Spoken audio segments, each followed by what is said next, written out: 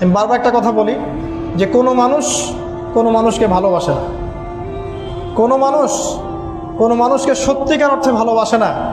শুধুমাত্র আপনার রব আল্লাহই আপনাকে ভালোবাসে। আপনি আজ হোক আর কাল হোক এটা বুঝতে পারবেন। আপনার গার্লফ্রেন্ড আপনাকে ভালোবাসে না, আপনার স্বার্থকে ভালোবাসে, আপনার অবস্থানকে ভালোবাসে, আপনার পরিবারের লোকজন আপনার অবস্থানকে ভালোবাসে। আপনি আজকে বড় একটা চাকরি পান, আপনার স্ট্যাটাস বেড়ে যাক, তারা আপনাকে তোলা তোলা করে বড় করবে।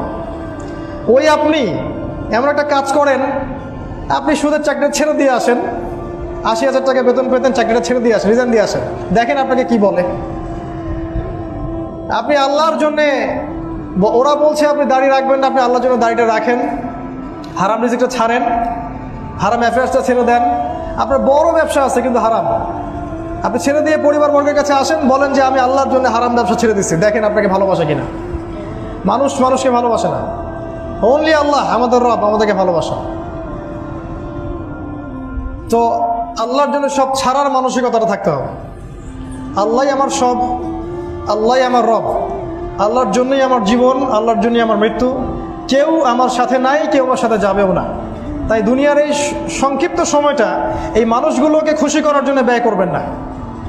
আল্লাহকে খুশি করতে চান, আল্লাহর কাছে ফেয়ার থাকেন, আল্লাহ আপনাকে সম্মানিত করে দেবেন ইনশাআল্লাহ। আল্লাহ